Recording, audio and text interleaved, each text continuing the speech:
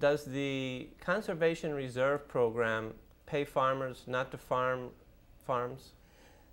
No, not exactly. Again, all of those are complicated, but the Conservation Reserve Program, CRP, is like the old, similar to the land bank of President Eisenhower, that if you take out of production, not zero it out, there are acceptable conservation. So it's basically a combination conservation, supply, and cost, that if a farm is put on the conservation rather than on cotton, for example, it would be cheaper basically, and there are bids taken, and then there is money provided. Plus, it encompasses conservation practices. So it's not just here's this money, don't do anything with your farm. It's not like that at all. But they do pay them to take those farms or part of their farms out of production. Is that not so? Out of certain production, Yes. not total production. In other words, if they don't plant their crops, they get paid a certain amount. If they do plant the crops, they don't. No, then it's a different program altogether. Yes. Well, if they didn't take these farms, they do take some farms out of production, out of farming. A part of a farm or a total farm. Right. It's according to acreage per county, per state, per national. So that acreage is a portion. Then people make bids, and then their bid may be accepted or not accepted. So again, it's not a simple, you don't farm, we give you money. It's not that at all. But in the end, those who signed up for that program and comply with the conservation requirements and what crops plant or not to plant, yes, they would get rent for the land. Right. And part of the requirements is not to farm their crops. Is that correct? Not every crop, no.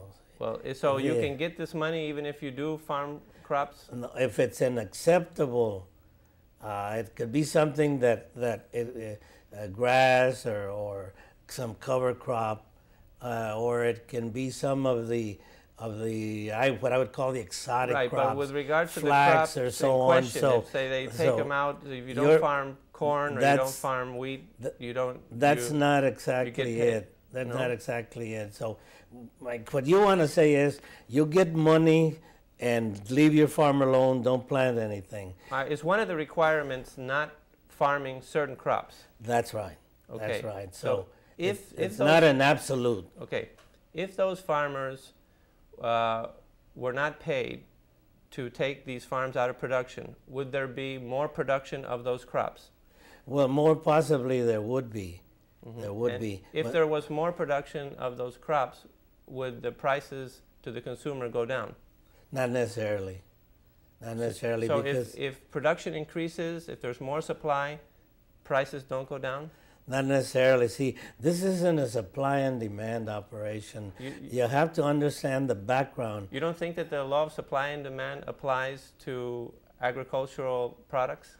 Not like it does in manufacturing and other areas, because, see, you have to make your plans 2 years almost, and you don't know what the price, world price, domestic price, futures prices, you don't know what that's going to be when you start breaking your ground.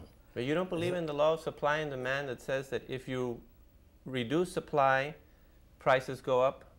You don't believe in that? Yeah. The economics I studied says that.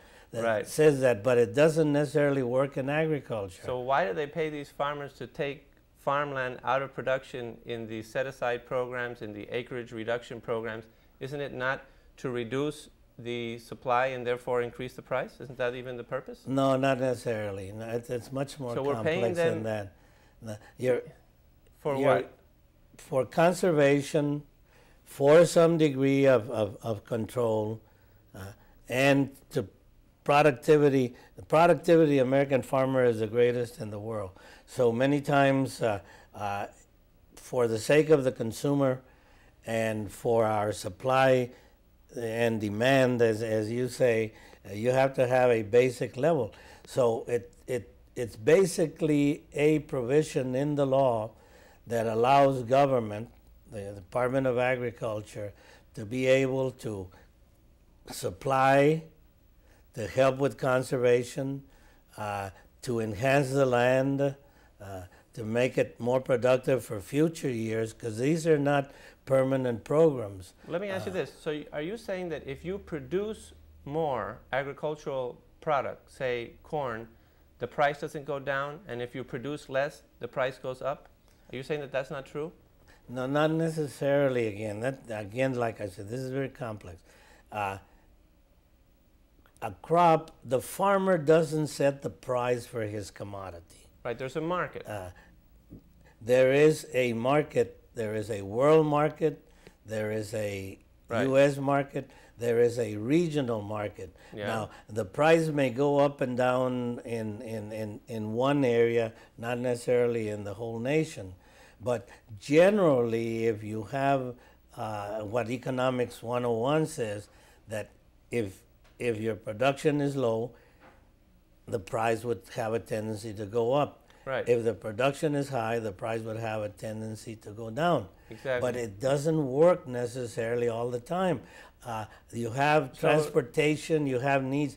I have in my area, not of the commodity programs, but there are other factors. But say Yeah. if the United States produced half the amount of corn that it's producing today, would the price of corn go up? Not necessarily. That's what I'm trying to say. Leaving other factors Yeah. of other corn from other Yeah. countries aside, but focusing on the U.S. market, if we produced half the corn that we're producing now, the price of corn would not go up? Not necessarily, see, because you have the futures market. You have the futures market that even before my crop is on the ground, they're already setting price, they're already searching for price. And many times that will go regardless. One example I use is in my area in South Texas, we will be plowing onions under because we have an oversupply. But I can't get onions here at the Safeway. They're selling 50, 60, 70 cents a pound. So that goes to show that I had an oversupply. They were plowing them under, but 2,000 miles away in Washington, the price was way up. Okay, well, let me ask you this. If the production increases, if all the farmers planted all their farms and there wasn't any set-asides or acreage reduction plans or taking any farms out of the market, and everybody planted their farms, there would be more production, right? If you let me see if I can would there be more clarify it for production you. if they did that or not? Oh yeah, there'd be more production. And you say, would the price go down or it wouldn't go down if there was more production? It doesn't necessarily follow Economics 101 up and down. Okay, well, if nothing happens to the price, if the farmers can get the same high prices they're getting now, producing much more, They're not getting high prices why now. not let them go ahead and produce all the crops they want? They're not getting high prices now. They can produce anything they want to, see, because the government programs But I mean, are not mandatory. You have to understand the program. why not let them plant their whole farm, all their land, instead of asking them to reduce a certain amount and leave a certain amount of their farm idle? They can if they want to. It's not a mandatory program. No one needs to be in the program. The program is a safety net for other reasons, so you have to Right, understand. it gives them a guarantee. If they want to get this guaranteed price, they have to be in the program. Right. If they want to be in the Solely in the conservation- market. if they want to be in the conservation reserve program, they have to take their farm out of production. Basically, yes. Right. So if these programs were eliminated and everybody farmed, there would be more production. You say that the price would not go down. Not necessarily. So if the price doesn't go down, wouldn't it be better for farmers to farm all their farm and get the benefit of greater production and greater prices?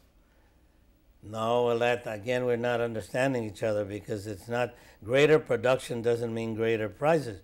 What I said, it doesn't necessarily mean that the price would go up. But again, you don't Well, the price seem, would actually go down. If there was more production, the price would go down. you don't